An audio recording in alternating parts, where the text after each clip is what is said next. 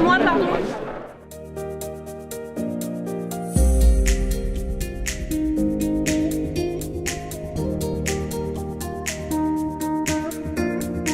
Pardon, mademoiselle. Veuillez montrer votre invitation, s'il vous plaît. Mon invitation, mais j'ai pas d'invitation. Alors veuillez sortir d'ici, s'il vous plaît. C'est une soirée privée. Soyez gentils, me bousculez pas, j'ai campé dans le vignoble cette nuit. Des sangliers sont venus autour de ma tente.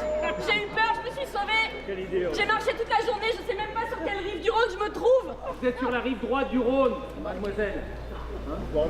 Sur la rive droite, vous avez bien compris. Et vous venez de vous introduire dans la soirée privée des vignerons de l'Audin.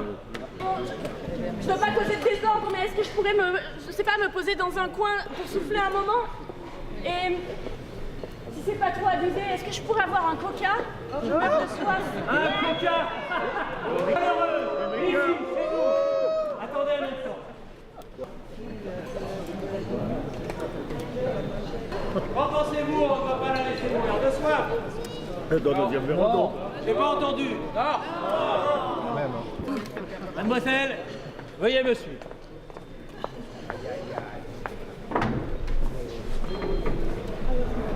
Installez-vous. Il ne sera pas dit, chez nous, dans notre vignoble, qu'on aura laissé quelqu'un la gorge sèche. Laissez-moi vous servir ce que l'on boit ici.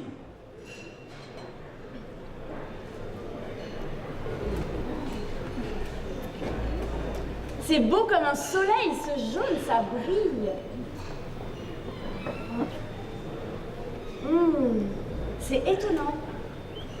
Ça sent plein de choses. Les fruits exotiques, la pêche, l'abricot, les fleurs.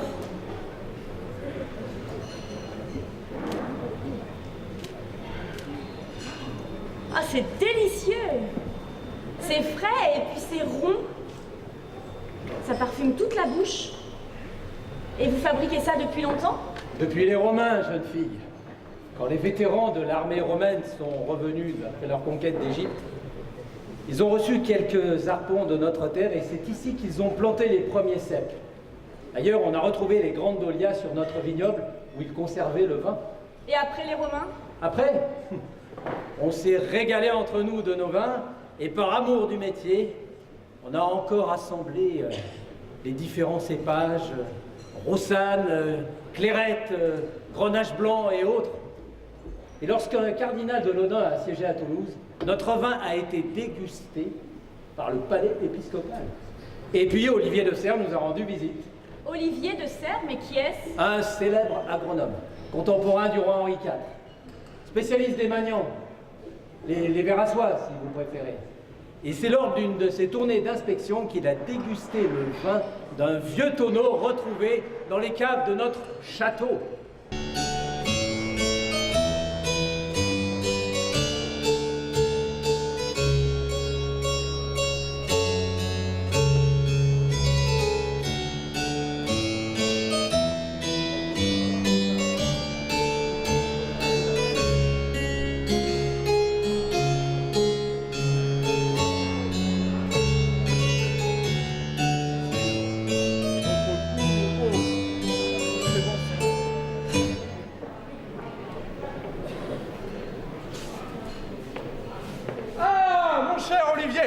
Vous voilà rentré de votre périple dans le sud.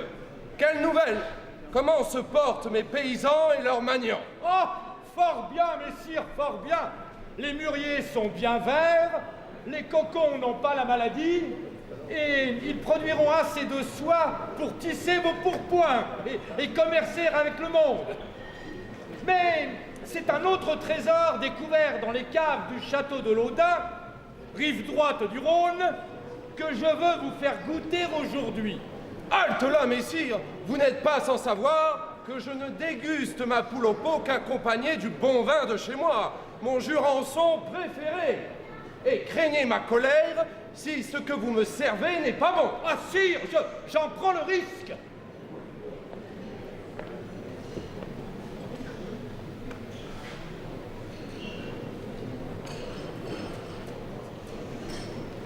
Mais Mais c'est toute la lumière du sud que vous me servez dans mon verre.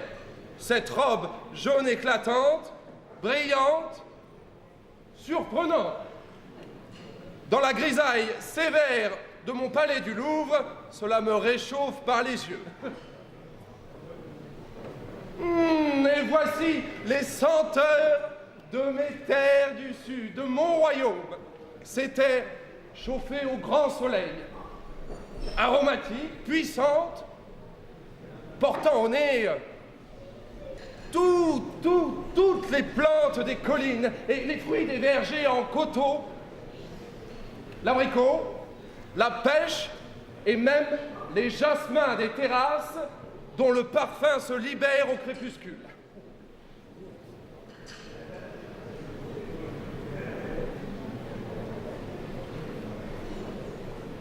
Oh là, messieurs Olivier, mais ce vin est bien bavard et bien riche. Ah oui, il désaltère par une attaque fraîche et tapisse la bouche par sa rondeur onctueuse et persistante. La note finale est longue. Excellent, vraiment, ce que vous me servez là, messieurs Olivier.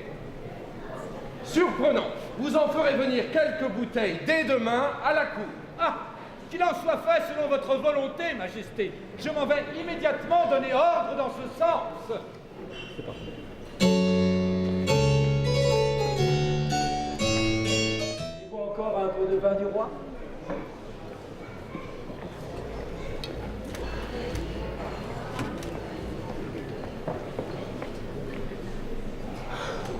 Sa Majesté avait bon goût. Votre vin est délicieux. Décidément. Et après que Ravaillac lui ait réglé son compte au bon roi, est-ce qu'on a continué à boire du Laudin à la cour? Mais bien sûr. Et d'ailleurs, pour protéger notre production de la fraude, l'intendant royal en 1744 a accordé aux vignerons le droit de marquer au feu leurs tonneaux avec les lettres CDR pour Côte-du-Rhône. D'ailleurs, lorsqu'on consulte les archives, il n'est pas rare de trouver des commentaires très élogieux sur nos vins. Mais la Révolution a dû balayer tout ça. Le vin du roi en 1789, ce n'était certainement plus la mode. Ah, effectivement, la Révolution a, pour un temps très bref, modifié le vignoble. Mais nos vignerons y ont de même et rapidement mis mot d'ordre. Le banc des vendanges a été rétabli. Alors ces artisans, bon, nous devrions dire plutôt ces artistes, n'est-ce pas, savaient qu'on ne peut faire un bon vin qu'avec des raisins nobles et sains arrivés à maturité. Ainsi, nos vins n'ont pas démérité. Bien des tonneaux sont partis sur le Rhône, depuis le port de Roquemort, et nos vins blancs, suivaient même le canal de Sète pour être achetés et embarqués à Bordeaux par les négociants hollandais. Et nous voici à présent, en 1947, au tribunal civil d'Uzès.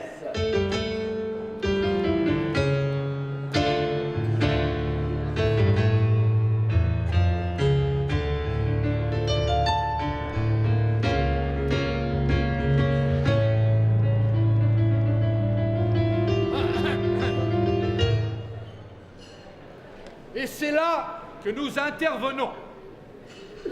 Sollicités par ces vignerons, légitimement fiers de leur production et de leur savoir-faire, nous, tribunal civil d'Uzès, avons fait appel à 2 ingénieurs agronomes d'Avignon, 2 ingénieurs œnologues du Gard et un archiviste, afin d'examiner le terroir des vins de Laudin, ses origines et sa production.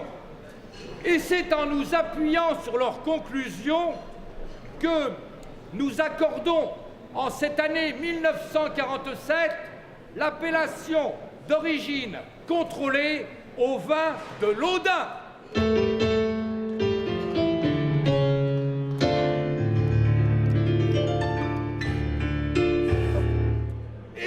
voilà que justice, que reconnaissance des terrains les plus anciens, car si l'on en appelle à l'histoire, nous rendons hommage par ce jugement au coup d'œil infaillible des Romains, qui, pour leur plantation de cèpes en Gaule, ont su discerner les meilleurs terroirs.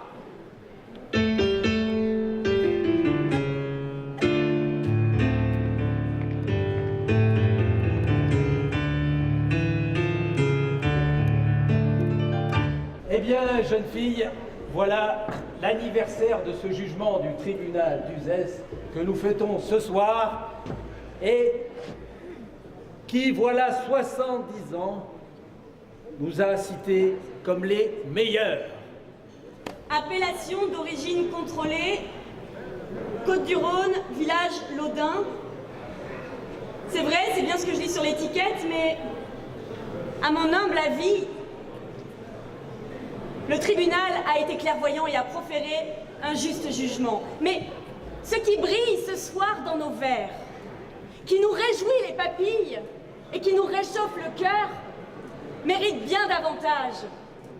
Ne pensez-vous pas, comme moi, que ce nectar qui puise ses origines dans l'Antiquité, qui a été apprécié à la cour des rois, savouré en France et à l'étranger depuis des siècles, appartient au monde des plus grands vins et mérite amplement son nom? Vous avez raison, mademoiselle. C'est un grand vin que nous dégustons en ce moment et c'est un Laudin.